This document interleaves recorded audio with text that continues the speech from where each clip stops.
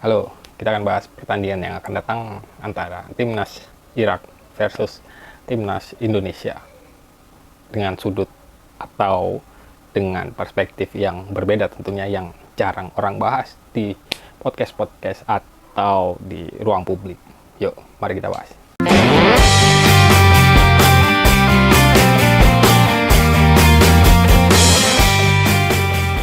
Pertama, kita bahas mengenai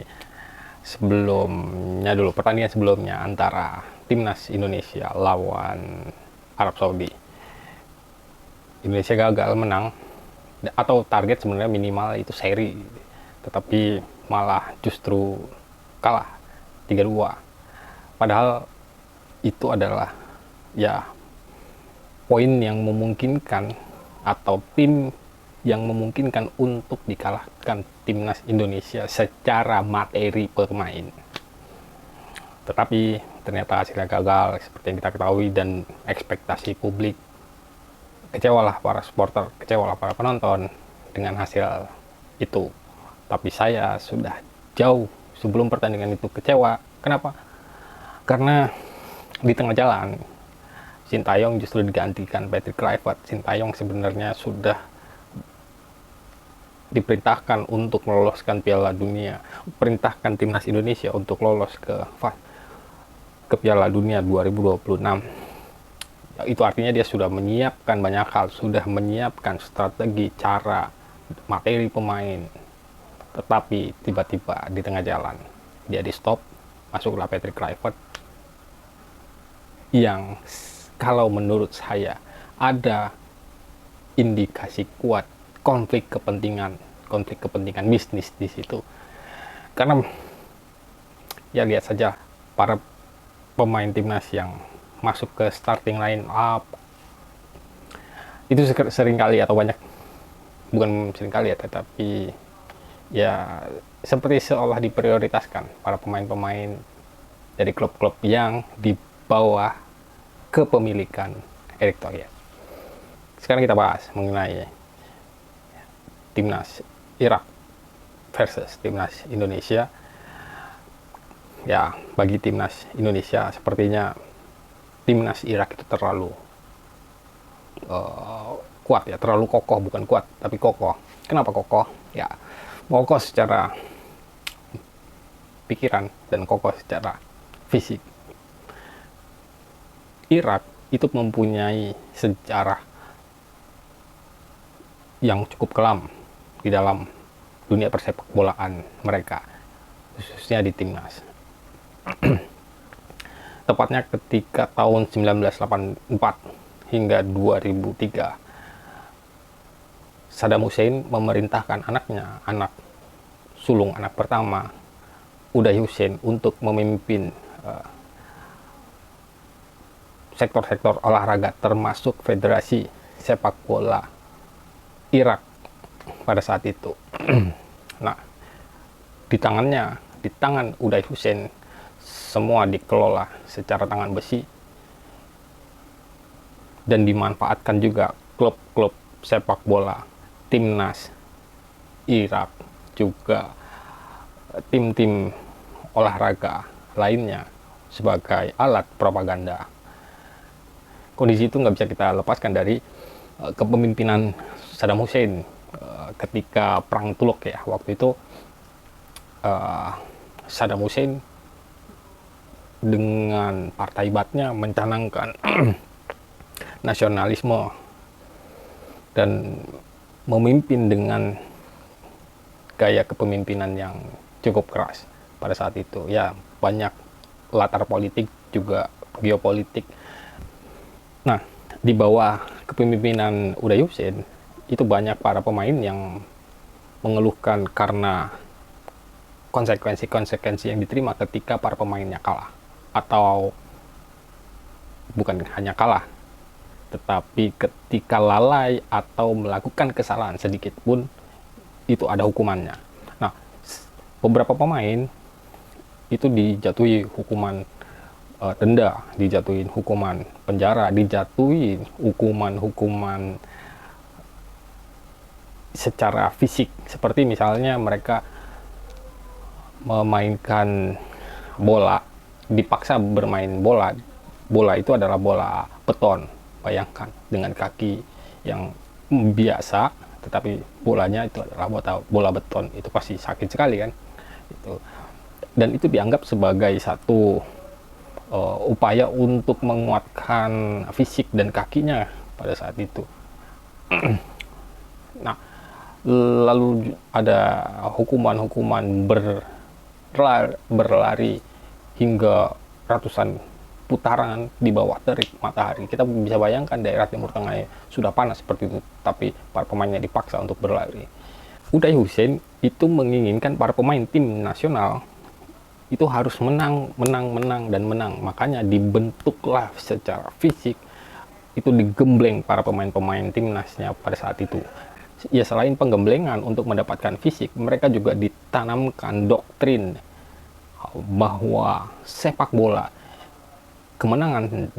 pertandingan sepak bola adalah kemenangan Irak, dan itu akan menggaungkan dan itu akan menguntungkan secara politik kekuasaan di bawah pimpinan Saddam Hussein. Timnas itu juga dipakai sebagai propaganda.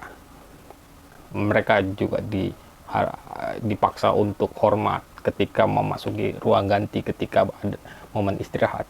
Lalu di stadion itu terpajang foto Saddam Hussein, ayahnya Uday Hussein. Lalu mereka dilarang untuk membicarakan hal-hal negatif tentang keluarga Saddam Hussein. Nah, itu menjadi ruang propaganda. Tetapi di bawah kepemimpinan Uday Hussein, timnas Irak itu justru berjaya. Tahun 1986, Piala Dunia yang diadakan di Meksiko, Irak ikut, Irak masuk. Lalu pada tahun 1988 Irak menjuarai Arab Cup. Lalu tahun 1982 Irak juga menjuarai Asian Games. Irak itu menjadi tim nasional yang ditakutin di Asia pada masa itu. Jadi seperti dua mata pisau ya. Di satu sisi timnas Irak itu menjadi kuat, tangguh, tetapi di sisi lain ada banyak hal-hal yang justru tidak humanis. Dua hal yang dibangun oleh Uday Hussein kepada para pemain timnas. Pertama itu adalah mentalitas. Jadi mentalitasnya digembleng. Juga ditanamkan nasionalisme ala kepemimpinan Saddam Hussein. Secara fisik ya, Saddam Hussein, Uday Hussein itu menginginkan para pemainnya bukan pemain yang mencela-mencela, bukan pemain yang gampang tumbang, tetapi pemain yang tangguh secara fisik.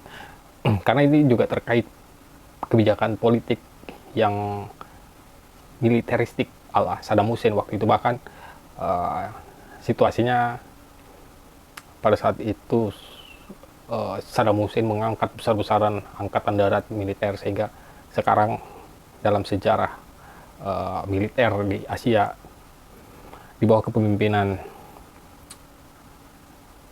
Saddam Hussein, negara Irak adalah salah satu negara terbanyak angkatan daratnya dalam prevalensi suatu negara.